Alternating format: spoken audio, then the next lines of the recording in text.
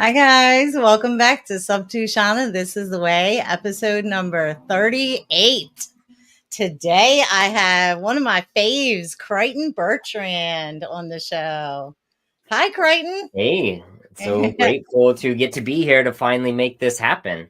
Yes, thank you for coming on the show. Yeah, I'm so excited to be here. I'm so honored to get to come in here and share whatever it is that we want to share today. Aw, shucks. Okay.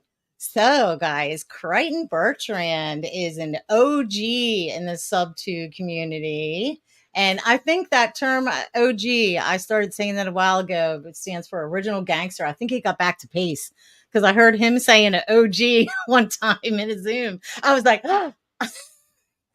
That he was calling people OGs or what? Yeah, he called somebody an OG in the community. I said, Oh oh, yeah, oh my gosh, he heard my term. So probably. Definitely from you. Yeah. that was I'm so always awesome. surprised, like, because I mean, being in sub two, I think there was only 12 of us when I first joined in, and Wow. so it's crazy that how many people are in there now. That sometimes, like, I jumped into family night the other day, and like, pace is just pace, but he saw me in there. He's like, "Oh my gosh, Creighton's in here." I'm like, "Really? You were like, it's just so crazy how good his memory is." And but I guess we did. I mean, back in the day, and I'll pass it back to you. But back in the day when we started, I guess the reason why he knows me so well is we did 8 hours of Zooms every single day. That was what it was. My wife literally thought that I was in some sort of cult because we just had our first our Corona daughter back then. And so here I was with this newborn on these Zooms for like 3 months doing 8 hours of Zooms every single day. So it was Oh, nuts. wow. Wow. I'd love to hear the stories. I mean, it's so awesome how I've only been in sub 2 for a year, but, Oh, like, really? even over that year, it's like he's so still so humble and grounded and authentic and real and, he's just Still of course, going. he's gonna remember you. You're one of the first. You're like I guess like one of the children. Yeah. right? You're one of the oldest. Yeah. Yeah. Yeah. So yeah. So, how tell us about how you found Sub2. If you were one of the first ones, was there even I remember when I found Pace, I think it was just right before he didn't even really have like a social media marketing team yet. So I Oh I yeah. I just don't think saw there was a social media per se. I mean, I don't know. I yeah. don't I think he mean, no, he didn't have his crew that he has now for sure by any means. right. Like he was doing him and Cody would do their um what's it called? Their Sunday service. yeah, that was what it was. They were doing their Sunday That's how I service, found him, the and Sunday that's service. how I found him was on that. Um but my thing was I don't know if I was actively wholesaling at that time or not, but at the I found pace because I kept running into all these times that I was wholesaling that I ran into these people that I wanted to help them out, but I couldn't because they were upside down. I didn't know how to do it, and I remember telling my then business partner at the time was there's got to be a way for us to help these people. Um, and he's like, no, that's illegal. We can't do that, blah, blah, blah. And I think that's why I was actually a pretty good engineer is like, I always wanted to find a way. I didn't like to be told no on anything. So I started to look into sub two stuff. And obviously sub two wasn't really a thing then, but what the way I actually found pace was because of his sales. Like I just loved his sales style versus like I always say the opposite is like Grant Cardone, which is like just shove it down your face. And I Right. used to sell cars and I've gone through a lot of sales training stuff before. Um, and I didn't like that method. And the way I was so successful was doing Pace's method of like literally talking to the person, getting to know them, all their things. So when I heard him do his sales stuff, I was like, the type of sales that I wanted to do. So then I found out more about him and was like, oh my gosh, this is perfect, because that's what I wanted to do too, was to get more into of that style of being able to buy properties from people that are upside down, and there literally is no way out.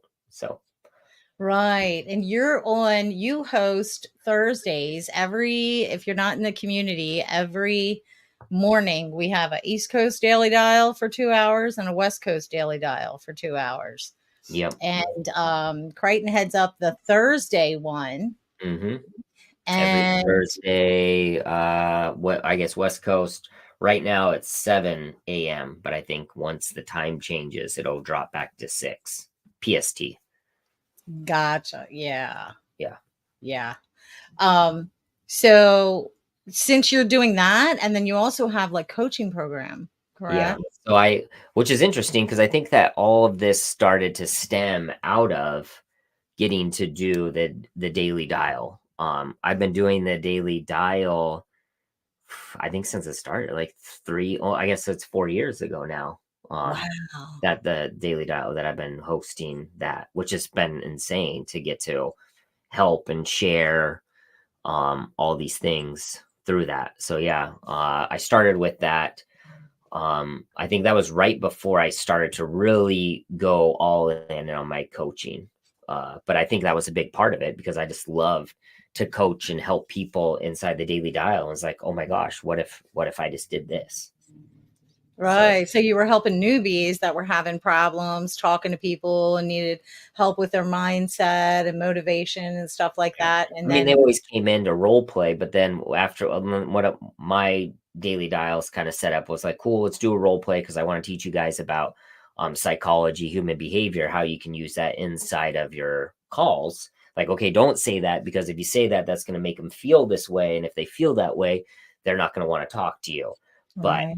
after we kind of went over one of those, then I would be like, okay, well, why aren't you making calls? And like, let's go into the mindset and the limiting beliefs and all those things. And that's the part that really gets me excited. Like, I mean, I love a good challenge on a role play, but like I've kind of done most of them.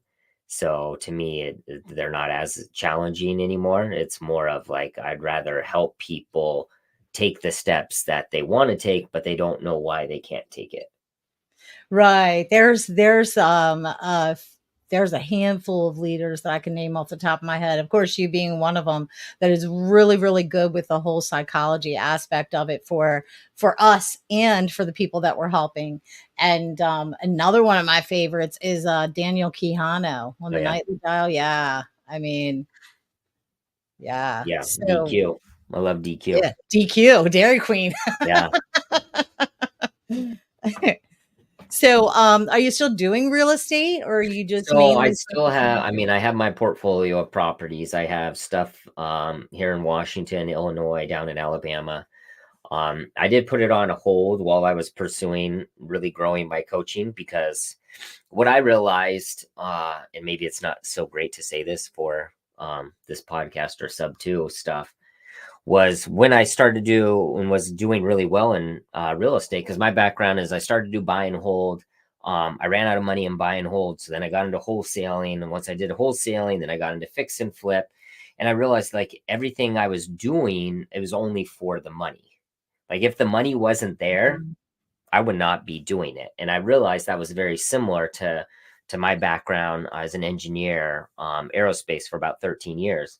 It was the same thing with that. Like if I wasn't getting paid, I would not be doing engineering. And one of my ahas came was I remember when I switched over to doing some civil type engineering. So it was like seismic analysis on buildings and structures.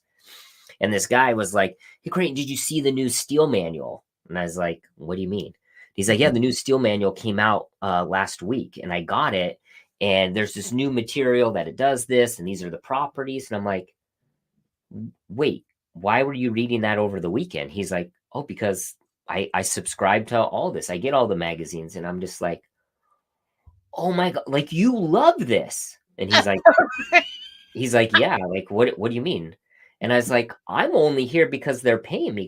And then I thought, like, what was I doing this weekend? Like, I was reading about human behavior, psychology, like all these neuroscience things, like, because that's what I love. And it was like, oh my gosh, like there's something out there that I can get paid to do that I actually love. And so that's kind of how I was like, okay. And one of the things I want to live by is because I have 3 kids, was like, what would I want from my children? Like, if my kids were in the same spot, what would I tell them? I'd tell them, oh, pursue your passion, do what you love. But here I was being a hypocrite. So I was like, okay, if I have 1 year to live, this is one question I like to ask people. If you have 1 year to live, what is it that you would do with your life? If you still had to make some money, but like, what if you had 1 year to live? What is it that you would do with your life? And I was like, I would be out inspiring and helping people. Like, that's all I've ever wanted. And so I was like, oh my gosh, I have to quit my job. And so that's why I quit, and then I pursued the coach, because I could have, and I started at the beginning when I first quit my engineering. I was like, okay, I'm going to do coaching and real estate simultaneously. And they just kind of kept overlapping. And really, what it was for me for the real estate side, like, if the money wasn't there, I wasn't there. Like, it wasn't my passion. It wasn't the thing that drove me. And I realized, for me at least, that's why I had so much resistance to it, which is crazy because I was really good at it and I had a lot of success in it. So mentally for me, and I've seen this with a lot of clients that I've coached as well, that can be one of the hardest things when you're really good at pushing yourself and you don't know why you can't push yourself on this thing. It's like, maybe because you really don't want that thing. And that's really what it was Right. for me. But I didn't know who I was, and so I just did what everyone else told me was a good thing to do. And you can only fake that for so long. Like, most people, mid 30s, around there, you've done all the things, but you still feel empty. You feel like you're not good enough, all this stuff. And that's when you start to reflect, like, okay, cool. I made the hundreds of thousands of dollars. I got the real estate. I did all these things. Like, why do I feel empty and numb and all these things inside? And it's like, oh, maybe you're not what you Wow. actually want to be doing. So I've So, had 2 epiphanies since you've been talking about this. One sure, of yeah, them please share. One of them is only half of what Pace does is he enjoys doing the real estate, but that's not even the biggest part of why he does what he does. I think that his biggest thing that he enjoys the most is having the community Oh, and without a doubt. teaching other people and helping other people to build something with their lives and this and Right. that. So But I would say that he also does like the real, because you can't yeah, he build does. it as much. Like, I love community, I love people, but I can't talk about engineering to build a community, to build the people. Does that make Mhm. sense? Like, he Yeah, has to still enjoy he and does. appreciate everything about real estate. Mhm. Otherwise, that wouldn't work, because you would get so bored and you wouldn't be as motivated to be doing it. And that's what I see with a lot of Mhm. people, is like, motivation can only get you so long, and then your habits, but really your passion is what drives you to do the stuff. Like, it's the same thing for anyone that has kids. Like, once you have kids, like, everything sucks and it's beautiful at the same time. But the reason why you're willing to wake up late at night, or the reason why you're willing to do all the stuff you have to do with kids, is because you want it so bad, that's part of your identity. And most of Yeah. these people that pick real estate, we can talk about this, but I always have people tell me, is this a conditional goal or not? Because a conditional goal means, and this is what I see for a lot of real estate, and this is what it was for me. If I go back to engineering, on engineering, it was like, okay, I'll do engineering if I make this much money, if these are my work hours, if I get to do all these things. It wasn't, I will do anything to do engineering. Does that make sense? And so a lot of Mhm. people come into real estate and they'll say, okay, I want to do real estate if it's quick, if it's easy, if it's, they put all these conditions with it. So when you have these conditional goals, it's really hard when it's not easy, or it doesn't happen instant, or you don't make the money. But when you're doing it like you do with your kids or with your partner, or me with the coaching, like, I'm going to do this until, like, It can be hard, it can be difficult, it can be anything, but whatever it is doesn't get to define whether or not I want to do this. Does that make sense? Mm-hmm. And so I see a lot of people will set these goals because they want the conditions that I want the money, I want the success, I want the fame, I want whatever. I was like, that's great. But when you don't get those things, you might not want to keep moving forward towards the thing. Right. And so Yeah. that happens time and time again. And that's literally what kind of was happening with me. Like, okay, cool. I like the idea of real estate. I like the money and all that, but like if none of the money was there, would I still do it? And for me, it was no. Even though I was really good at sales, I was really good at analyzing deals, I was really good at systems and processes, but it wasn't that enjoyable to me. Yeah. So the second epiphany that I had when you were saying that was, oh my gosh, that's why I keep gravitating toward this. Is like one of the things that I love to do. I didn't even realize I would love it this much when I started. I kind of wanted to do it for fun, but this is like one of the things that I love to do, this podcasting. Mm, And then also like hosting a Zoom. I just started hosting a Zoom in one of the sub communities in Subto, and I was like, a little worried about how I was going to do it. And then as soon as it started, I just like felt like I was on autopilot, and I was like engaging everybody. And then I'm like, oh my gosh, I really love doing this kind of stuff. right. And it's So effortless, right? it Like is, it it's not is. like forcing yourself to look at a spreadsheet or do these other things. And I think most of us don't know ourselves good enough to trust that these are the things that we want to do. Because what I found is going back to that, like I could never be as good of an engineer as I am a coach, because if I'm not getting paid all these conditions, like the amount of hours that I put in for an engineer is really small. But with coaching, like I'm always looking up content. I'm always looking about human psychology. I'm always trying to get better just because it fascinates me. Like I Mhm. love it so much. So if we were to look at how many hours I was putting in, like the hours that you put in for something that's part of your passion and purpose is going to be exponentially more than something you're only doing to make money. Right.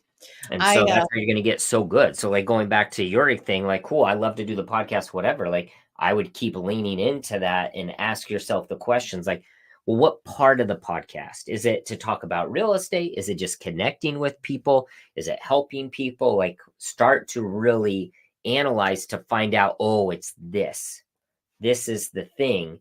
And then the next question from there is like, cool, how can I grow this? How can I expand this? Or how could I monetize from that? Because I guarantee there's a way for you Yeah. to monetize because you are further ahead than someone that's 3 or 4 years behind you. I love the connecting with people. I love Yeah. it. It's like But I what would about it? love. Like, do you love to share their story? Do you like there's something below that? Like connecting's Yeah. great, but what about connecting? I love to share their story. I love just talking to everybody, like, and helping people kind of like um I don't know. I love helping to bring other people out of their shell. Like Mm, when I was in the and somebody else, it's so funny when other people tell you what they see in you that you didn't really realize yourself, because it's yourself and you just take it for granted.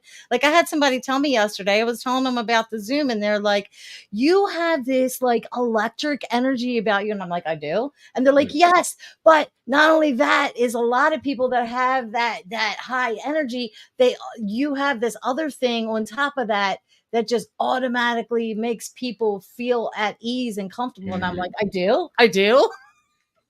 I was like, really? That's awesome. So I was telling people, turn on your cameras. Come on, let's talk. And yeah, it was I loved it. I started the Zoom like feeling unsure and a little like scared, like what am I gonna do? You know what I Right. mean? And then I ended it feeling really good about it. And I'm like, oh my gosh, I got some ideas of how to help them with their problem. And I love that. I started a second podcast recently. Oh, wow. Yeah. So, and on another subject that my mom passed away in October 21. Actually, in 2 days, it'll be the 3-year anniversary that she Wow. passed away. So, and I'm a huge YouTuber. I don't even watch TV anymore. It's all YouTube. Mm, And I started seeing near death experience videos. And okay. so I started watching them just to feel better about, my mom being gone and everything. And it just kind of started me down this whole like spiritual awakening, enlightenment kind of path. So, Yeah. and then I was looking for more guests for this podcast, and people were saying, "Well, I have like this self development, this spirituality, this experience," and I'm like, "Oh my gosh, I should really just go ahead and start that other podcast." Like, Did you? I did. Oh, beautiful. So, I had 2 episodes out. I have 3 more scheduled. Wow. Um, so yeah. So And what do now, you talk about? Like, I mean, yeah, if you need more, I'll spirituality all day. Like it was such a hard transition for me. I actually grew up wanting to be a priest. And then I kind of fell out just because I didn't agree. I was Catholic, all these things. Kind uh-huh. of disagreed with a lot of it. But then maybe in the last, I don't know, 5, 7 years, like I really came back. And I think that's the beautiful thing. Like, Yeah. when you're not forced to do something, but you choose it, and that's what I hope for my kids. Like, I don't want to force anything. I want them to maybe leave and not believe anything that we always talk about that in our house. Like, this is what we believe. When you're 18, like, leave, go challenge everything that we told you. Like, don't believe anything we said. And then figure out what you want to believe. Like, maybe you want to believe some of the stuff we said. Maybe you don't. Like, we don't care. We just want you to be good at critically thinking and figure it out for yourself. Yeah, So, so I grew up. I was raised Mormon, believe it or not, and okay. that's one of the ways I was able to identify with pace like that. But I married Catholic and raised my kids Catholic, and then my oldest daughter, at a certain point, she's like, "Mom, would you be upset if I didn't go to church anymore?" And I said, "Absolutely not, honey." I said, "Listen, it's my job as a mom to expose you to different things, and you got to pick and choose what you feel is best for you." And she was like, "Oh, okay. Well, just curious, why did you raise us Catholic if you're not Catholic?" And I said, "Well, because I feel like it's a good foundation for you to build off of. It teaches you morals and values and principles, and then you can, go from there." And she was like, "Oh, okay." Yeah. um, So, do you still have your portfolio, or did you like kind of sell it, or is it Oh, being like, no, I would never. I mean, I would never want to get rid of. I still believe real estate's phenomenal and a great way to build money and passive income. And that's probably part of how I was able to quit my job, was because of my portfolio, to get money from that while I was building my coaching business. So, Mhm. yeah, I have no, so my plan in an ideal world is, get my coaching up where I want it to be and just use the money from my coaching to keep buying more rental properties and grow my portfolio. Okay. But I don't want to Good. be actively. So if anyone's listening to this, and you are a really good integrator, and by that I mean you're really good at like programming, and you don't even have to be that great. Like, if you can know how to use Chat GPT to program, like, that's awesome. I don't really care. But yeah, anyone that's wanting to get help with me growing my portfolio, yeah, definitely reach out, because Okay, I just so don't you're have looking I for just an don't have the operator. time, and I have the time. I don't, because I would challenge someone to say that I don't want to prioritize real estate over my coaching business at this moment in time in my life. But with that being said, I would love to team up with someone that wants to build out all the systems and automate stuff so that we're constantly just getting deals and we decide, and then I'm happy to reach out to private money lenders Yes. and all that jazz. What was your But like I question? was gonna say, you're looking for an integrator to add to your team to kind of handle some of the back end on things so that you can concentrate on your other business, right? Yeah, if someone wants to do the programming stuff jump in, yeah, I'd be happy to have that conversation with someone. But it's not something that I'm like pursuing hard at this specific moment.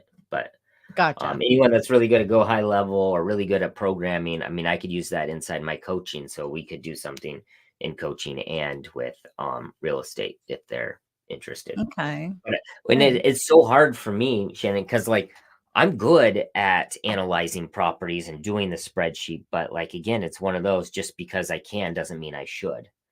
Right. Um, so I would be happy to find someone that actually loves analyzing properties and or just loves programming. Because I mean, the way that I bought all most of my portfolio is I just would, I think I talk about this a lot. Just like anything that we want to be successful, it takes repetition. So I think my first multifamily, we had to analyze like over 400 properties off the MLS to find one. And I remember when I found it, it's so funny. I was still an engineer at the time, and I remember the guys from work were like, I was telling them that, oh, I got this multifamily that we got off the MLS. They're like, you found a property off the MLS? And I'm like, yeah. And they're like, oh, you're so lucky. I'm like, lucky? What by that? And they're like, oh, I tried to find a property on the MLS too, but we couldn't find anything. I was like, oh, cool. How many did you check? And they're like, I analyzed like maybe like 3 or 5. And I was like, oh, we do 10 a day. And we've been doing that for multiple months. So we've analyzed over 400 properties and we made an offer on 3. And on the 3, we got 1. Right. So Yeah. welcome to the real world. And it was the same thing on wholesaling. It was not one and done. It was like, okay, we got to talk to tons of people to find those people that are ready to sell us their property for a price that makes sense for both of us. Are you a realtor? You have access to the No, you MLS? know what's so crazy? It's funny that you bring that up. So I got properties in Illinois and here in Washington. I tried to get my license in Illinois. I had all the stuff, and I graduated high school with a 3.98 GPA. I don't remember what my college GPA was, is above a 3 something. So it was pretty good. Like, so I'm Mhm. fairly intelligent. I couldn't do it. I tried to do the Illinois test, and again, this goes back to show like, and I've done some, like, I've forced myself to run 48 miles in 48 hours. I've done all these other physical challenges. I couldn't force myself to do the realtor test. Because you And just then, weren't into it? no, yeah, exactly. The same reason why I couldn't force myself to learn Chinese or some, like, there's no draw Did to you that. really need to be to get your real No, estate? not at all, but I thought that it'd be a good idea. So this was in Illinois because I started to buy properties there. I got a couple there. And then here in Washington, I was like, oh, you know what? I'm just gonna get my realtor license since I'm here and I'm smart and I can do it. And I tried again and the drive wasn't there. So like I didn't Right. do it. So no, I don't have my realtor license, even though I tried twice. So that was always a really good time if I was doing DTA or reaching out to agents because I'm an engineer. I'd always compliment them, like, "Wow, you're so smart! Like, you got your agent license. Like, how did you do that?" And they're like, "I just did this." I was like, "I'm an engineer, and I couldn't even do it." And they're like, "Ooh," I just didn't want to do it, but yeah, sure. But it's such a good way to boost their ego. Yeah. Yeah, positive reinforcement for sure. Hmm. Yeah. So, you also have a podcast. Tell us Yeah. about your So podcast. Have you been so doing it a long time or so I started out doing it where I was just interviewing people because I love to dissect, how people do stuff. It's just so fascinating to me because so many people will just say, "Oh, I just do this," right? Just this. And I know behind just, like, if I was like, "Oh, I just bought a multifamily," it's like, no, you didn't just do that. You analyzed, 10 properties a day. You did 400 properties. You made 3 off, or like there was no just behind that. So I started and I think it's mainly all Subto people that I was interviewing, asking them, breaking down their mindset, their habits, all these things that they did. Um, but I stopped kind of doing that just because I don't remember. I stopped making time for it. I think I was focusing on my marketing. Um, that's another thing. If anyone's really good at marketing, feel free to reach out. I could definitely use some help inside of For the my real estate coaching. or for the No, coaching? for my coaching for sure. I Ah, don't think I need help with the marketing for. I would just it's just a volume as far as the real estate stuff goes. But yeah, definitely for my coaching. well, you'll I'm get not. shorts from this episode plus a recording of it. So, Yeah, if we talk about your coaching program a little more, you'll have some shorts to start with for your there we marketing. go. I mean, I have a lot of shorts and things, but yeah, I haven't automated it all yet. So, um, Gotcha. but yeah, sorry, I forgot what was the Okay. original question. Um, I Oh, forgot the YouTube. Yeah, yeah. So yeah, I have the people that I've podcast. interviewed, and it's all YouTube. And then my wife and I have started to do because my wife's background is she created a business and she grew it to 1.6 mil in 4 years, and so she does On business YouTube? coaching. No, no, she did it. Oh. She created a staging business. So Oh, okay. her and I recently have joined forces. My background in high performance coaching, her background in business. Um, so we have started to do some podcast between the two of us to talk about our marriage because was about maybe 6 years ago. We almost got a divorce because back to being numb and checked out of your life. So we just want to help other people find their passion and find their purpose because I feel like so many people are doing all these things, but they aren't enjoying their life because they don't know what it is that they really want to do. And I remember being there in my 30s and just feeling empty. And it almost, I mean, it literally almost broke our family because I didn't know who I was. And I was ready to give our family up because I was so lost and numb. And I thought it was her fault. And I thought all these things, but realistically, it was just me doing stuff for everybody else my whole life because I just wanted people to see me as successful. I just wanted people to see me as good and all this stuff. And so that's why I did engineering and did real estate, but it wasn't really what made me happy. And so because of that, she Mm. got the brunt end of that, of me being upset and empty and numb. So it breaks my And heart to think that there's other people. And that's really what started me on wanting to do coaching is it breaks my heart to think that there's people out there that have everything, but they feel like they have nothing because they just can't see it. They're so numb, they're so checked out of their life that they don't see what they have, and so they're willing to throw it away. And that literally almost happened in our life, and we almost got a divorce about 6 years ago from it. So, wow. Yeah. Do you know Lance Regan? Have you huh, have you heard of him? So he's huh. in the Subto community. Oh, okay.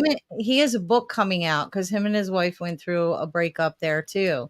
And he Oh, has a okay. book coming out called Fight for Her. Oh, And beautiful.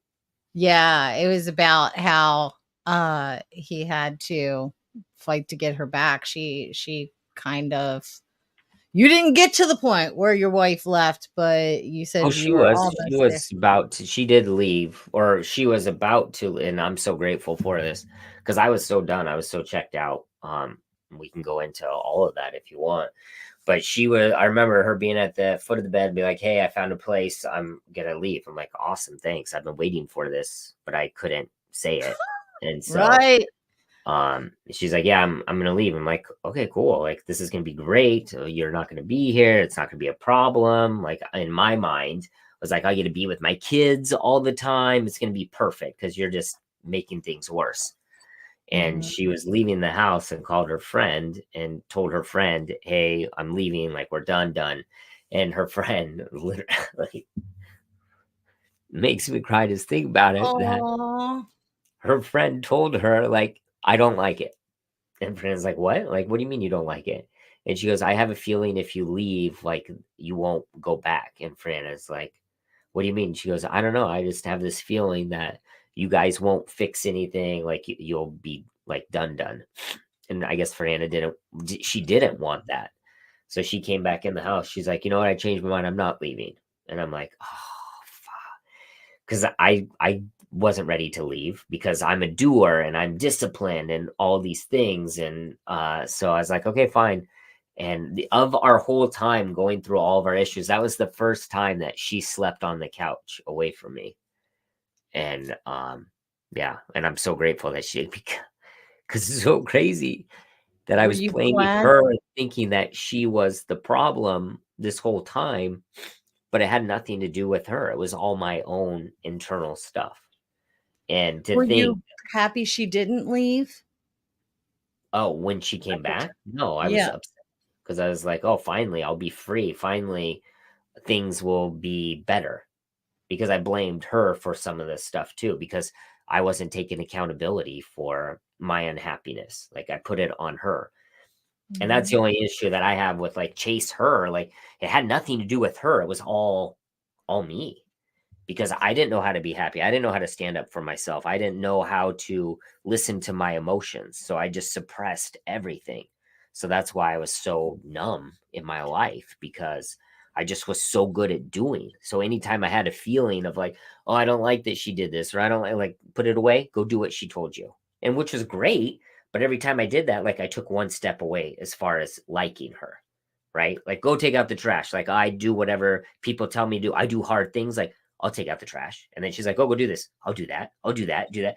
And then over 7 years, it's like, I have no feelings towards this person anymore because I just did everything she told me to do without saying how it made me feel or talking about it.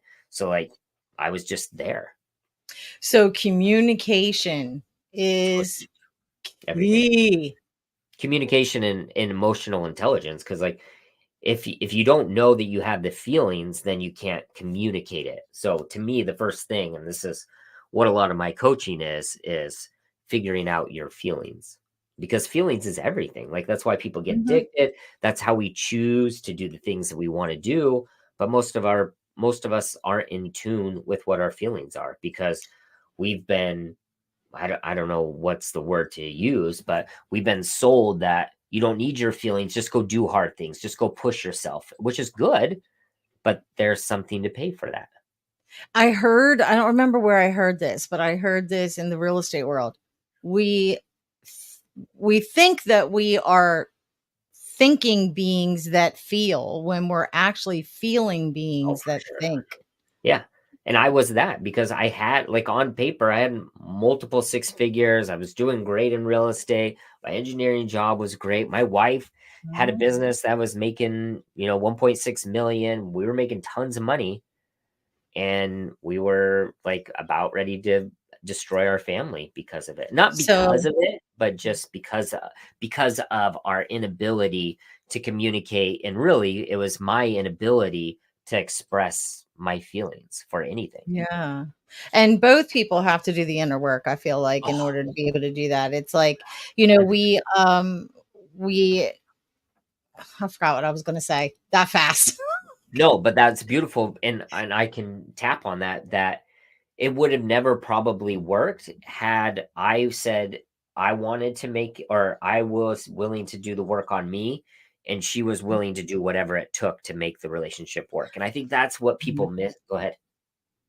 I remember what I was gonna say.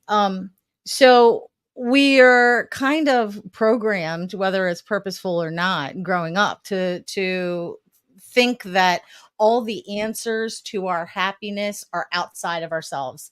Like, Mm, if I just get the house, if I just get the job, yeah, if I just get the girl, I'll be happy. I'll be happy. And then yeah. when you just get those things, you're still not happy. And money doesn't make you happy, right? And then it takes some people never find this out, but then you have to realize that, oh my gosh, everything I ever needed to make me happy, it was right here the whole time. It's too Not simple. here, Yeah, here.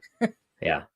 Or And that maybe was a little literally bit. what it was for me and a lot of the clients that I coach, like people that are millionaires will come to me and they're like, oh my gosh, like I have everything, but I feel nothing. I'm like, yeah, I know what that's like. It's because, and it's a behavioral pattern. What we do is we get addicted. Like, okay, cool. When I do this, I get praise, I get this.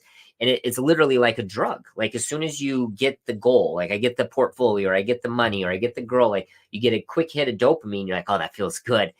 And then it wears off. And then you're like, okay, where's the next one? Like, I got to go get my next fit. Like, what's the next goal? And then you go chase after that and you get it. and then it This goes is away. a testament to it's all about the journey, not the destination. Yeah, but that's so hard to hear. But yeah, It and is this hard is to one hear, for but sure. after you get that thing, you need another journey, right? Yeah, yeah. That's really But what you're chasing is the journey, not the end result, right? yeah, and for my whole thing is like happiness is a skill, it's not a destination. Like you have to Oh. learn how to be happy with who and what you are today.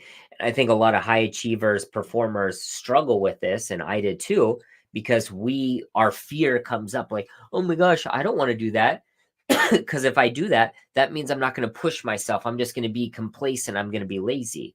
And no, that's not what I'm saying. I'm saying that be happy with what you have so that that motivates you to keep going because you can't lose. Like with who and what I am now, like I don't need anything to happen. And so because of that, I'm freaking fear. Like I walked away from a comfortable 6-figure job. Like I have no fear anymore. Like whether that happens or not, I don't care. But this is who I want to be, and this is what I want to try to achieve. So let's go. Whereas before, the old me would have been so afraid to try and do things that maybe won't work out because in my mind back then was like, I have to get that thing because if I don't get that thing, I'm not going to be happy. And if I can't get it, I'm not going to go after it because my worriness or my fear of losing the happiness was too big because I didn't have happiness on a daily basis.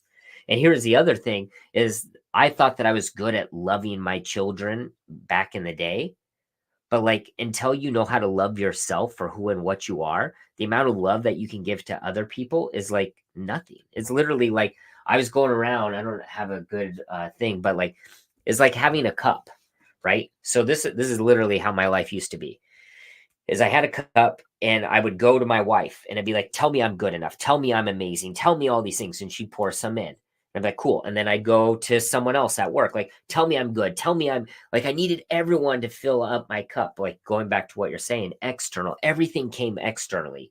Everyone had to pour in this cup. And as soon as they would pour it in, it would because my cup had so many holes, I didn't know how to retain it. So anytime my wife told me, oh yeah, you're good enough, it'd come in and then it'd leak out. And then at the end of the day, I'd be like, well, you didn't tell me I was good enough. She's like, I told you this morning. And like, well, you didn't tell me now. And my dad didn't say this to me, and my mom didn't say this to me, and my siblings didn't say this, and my boss didn't say this. So like there's no way that I could go to my children and be like, oh my gosh, like let me give you some of the love that I have. I needed everyone to give me stuff. So by doing the work that I've done, like I was able to patch up my cup. So now I fill it up myself. So when my wife will come over, oh, Creighton, you're amazing, whatever, I'm like, oh my, it just overflows. And now I can actually go and pour into other people. And so it just totally changed my relationship with my children and all, and even all my friends and all this think that I'm crazy now. They're like, why are you so happy? And like, you're just always so complimentative and just positive all the time now. I'm like, because I found out how to be happy. Like I don't need anything to be who I want to be. Like I got clarity on who is the ideal version of myself that I want to be on a daily basis. And I Mm. practice over and over and over and over to become that version of myself. No different than before I practiced over and over and over to become a version of myself that was only driven by external things. So I kind of had both, and I can say Mhm. that not, and someone else that's watching this and be like, this guy's an idiot. He's just some yippy hippie dude. But I can tell you, I've had the hundreds of thousands of dollars. Like me and my wife's bank accounts have had multiple six figures in it, and it didn't do anything. And I can tell you, I've coached millionaires at the same thing. That you will get to a place where you try everything to fill the internal void that you have, and be like, oh, okay, maybe there's something else here.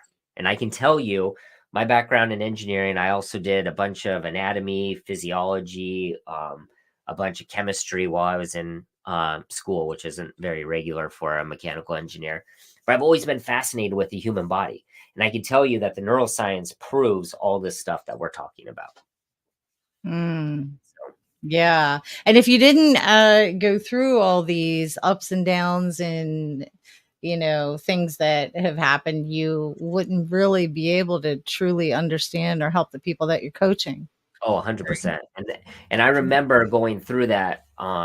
when I did decide to quit my job, I remember being so upset of being like, oh my gosh, I wasted so much of my time. I can't believe how much time I spent as an engineer. That was so useless, is what I used to always think about everything. Oh my gosh, that's so useless, useless, useless. But then I switched my mindset of like, okay, well, how could I make that useful? And so I started to look back. Well, if I didn't suffer, if Fernanda and I almost didn't go through a divorce, if I wasn't an engineer, I wouldn't be able to relate with people. And it was like, oh my gosh, what a beautiful gift that was. Because now I Mm-hmm. can understand what people are going through.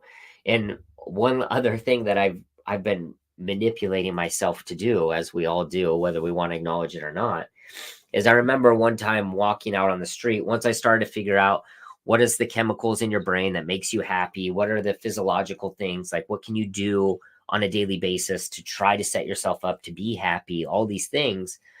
I was like, man, in these dopamine centers inside of our brain, they can only handle so much of the dopamine. After a while, they have to have a refractory period where you can't have the dopamine, so you're not going to feel happy. It's just part of life. You're going to have ups and downs. They have to build it And I back up. remember finding this out, was like, oh my gosh, it's not possible to be happy and euphoric every single day. So maybe like 60, 80 days out of the year, you're euphoric, you're really happy, everything's amazing.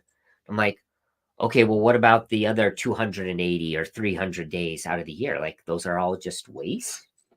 And I was like, I Mm. don't know. And I was like, I don't know how this is possible, but I want to find a way to love the bad days as much as I love the good days. And I was like, that's great. Here's Like, how is how. that even possible? Can I Like, tell you my theory on yeah. how?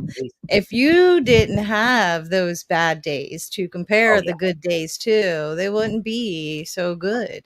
Right. Agreed. You have to have the bad to appreciate the good. 100%.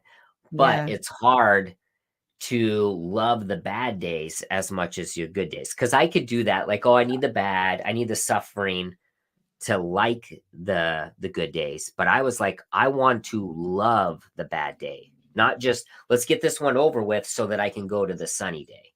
So I started to Yeah, we program. learn through adversity. So I learned something here not too long ago, that you never really realize what you are learning while you're going through a really rough time until after you get out. Hindsight's 2020, right? That's where that comes from.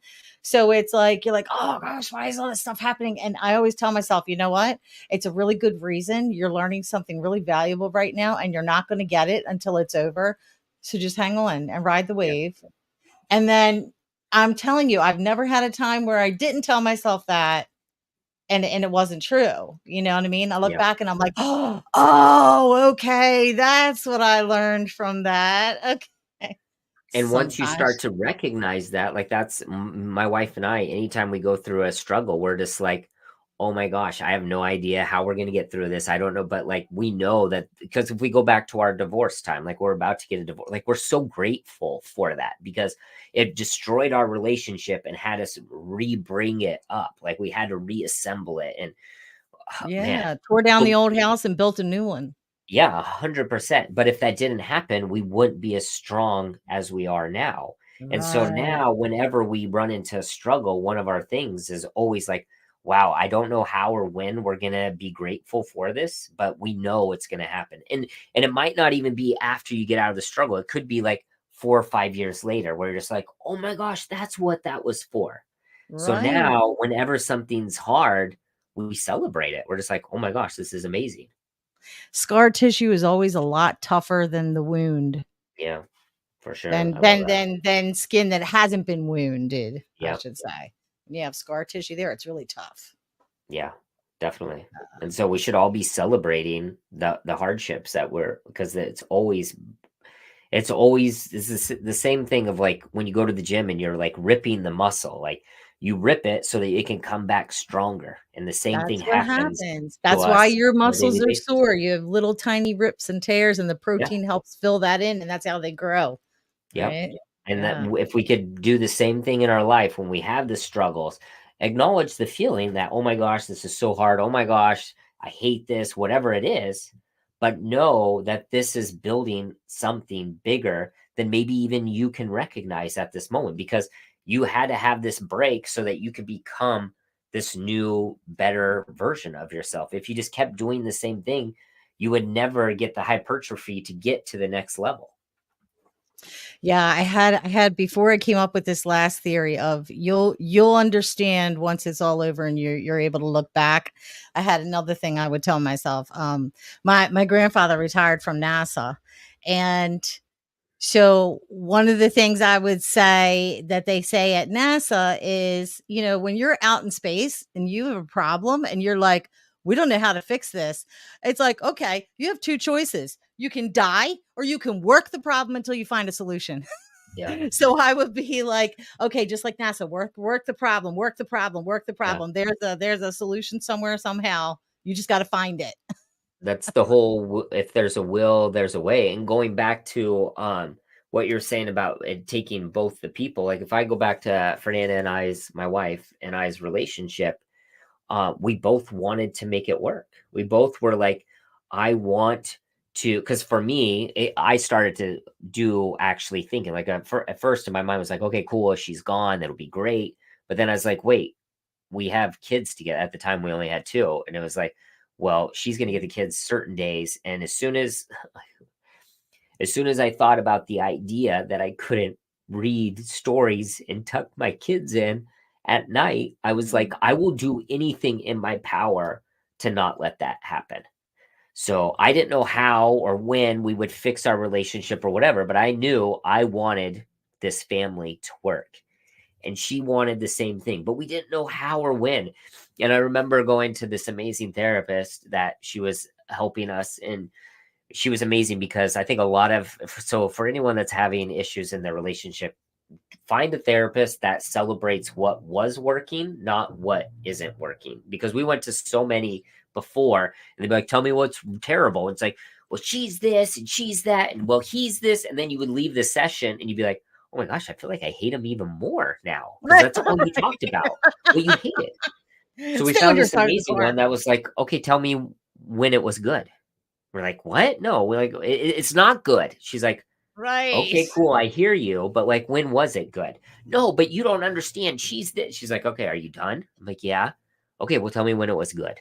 Oh, okay. Well, we used to do this and that. So she came up with this idea of like, oh, we used to love going out to dinner and restaurants and all that. So she's like, you have to go on a date every single week. And we're just like, what? Like, I don't even want to see this person. Like, what? Why would I want to go and spend an hour with this person? She's like, well, remember, there used to be a time where you actually liked this person and loved them for who and what they were. Like, they probably haven't changed Oh, that much. Just you guys are out of touch. Anyway, so we went you're on out of date night. alignment with each other. Oh, 100%. So we went Yeah. on a date night, and I remember those first few dates, Shanna, of like sitting across from this person, be like, tell me about your day. Like, oh, shut up. Like, why are you even here? Like, I can't stand you. And it was so hard. It was so uncomfortable for Oh, months. It wasn't like, okay, date number 4. It's like, okay, now, hey, how you doing? But it was so beautiful because at the same time, if I look back, hindsight, I could see us reconnecting and recreating a relationship from literally scratch. And so it was so miserable at the beginning, but about maybe month 6, month 8, like I would go to the date and I'm like, oh, hey, tell me about what you did today. Like, oh, wow, that's so fascinating. And like it was starting to create it all over again. And that's why one of my biggest things in coaching is like, I don't care what's happened in the past. I don't care what you are. Like, tell me what you want. Because if you want the thing, we can work to getting you towards that. Does that make sense? wow. And Yes, so, and that's absolutely. literally what it is with the relationship. Like, cool, you want to be together? Cool. That's all that it takes. Are you willing to come? Because I remember this has happened multiple times in our relationship. Is I think so many times one of us will be at a higher level than the other. So like sometimes she's going through stuff where she's working on her things, and I have to be the one that's like, you know what? Tell me what it is that's not working. You can blame me if you want, but I know this isn't a me thing. This is a you processing, figuring stuff out. But I'll be here. And then because when we started the divorce stuff it was all me. Like I was so broken. So I blamed her. Hey, you need to do this for me. You need to do that. And she put her ego aside. And I'm so grateful it was her because my ego was so big. There's no way I could have done this for someone back then. So everything was like, you need to do this for me, and you should do this and this and this. And she's like, okay, cool. I don't know how, but I'll do my best. And I'm so Oh, grateful that she did that, because if she didn't, we wouldn't work. We wouldn't have our third kid. But that's how strong and amazing this person is. And so it's just crazy to think that there was a moment in my life where I was like, oh my gosh, if I was with someone else, it'd be so much better. Like the lies that we tell ourselves. So, right, but right. then, So it's not always the people, it's also just how to have a productive relationship, oh yeah. And it's a like a skill. relationship. You Yeah. have to learn it. Like we had to learn. So guys, if you want to get a hold of Creighton, here is how you can get a hold of him. And did you see my nails? My daughter did my nails for the show. Yes. I wish I would have had a dad like you. I've seen you fixing the brakes on your car with eyeshadow on. And You know what's funny about that is my wife, that came up on her YouTube without her searching. oh, And wow. it just showed up some guy talking about a car with eyeshadow. She's like, "Who is this lunatic?" And then she goes, "Then I She's like, oh, realized wait, it that's was your my husband. husband." I was like, "Oh yeah, yeah, That is so cute. It's yeah, so funny too, because immediately when I saw fingernail polish on you, I'm like, oh my gosh, he has a daughter. That was oh my yeah, very first thought. Like I oh yeah." immediately knew And I he's would got a do it. daughter. Oh my God, that's so cute. I would do it every day, especially my 4-year-old, to watch her. Like the joy, he'll make me cry just think, like the joy and Oh, happiness she gets from something so simple, and get to see and experience, and I get to feel that as well. Like mhm. she can color my face any color she wants, paint anything. Like to see that joy and happiness that it gives her is like, You that's know what worth I it every think? time. I think a small part of it is her actually doing the polish of the makeup. I think the bigger part of what makes her happy is that she's doing it with her Oh yeah, dad. for That sure. The connection, the connection that's time. there.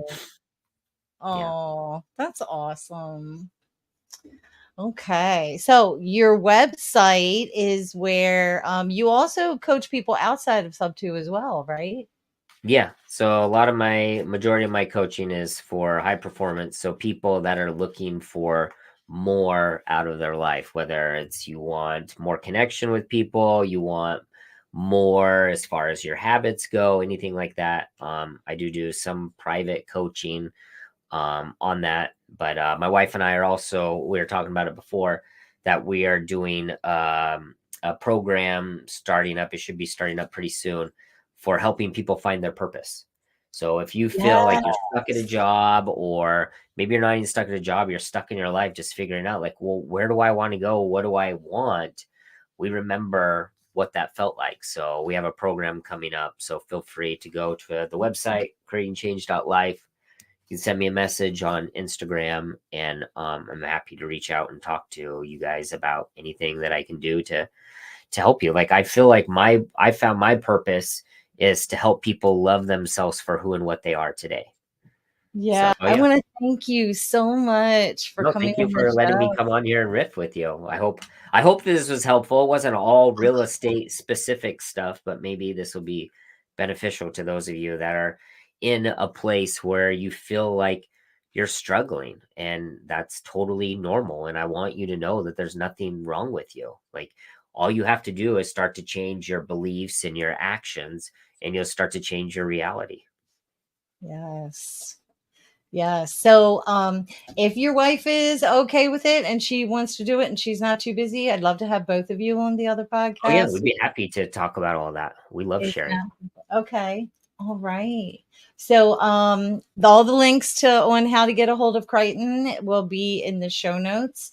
And thank you guys for joining us, and we'll see you next time. So yeah. Bye.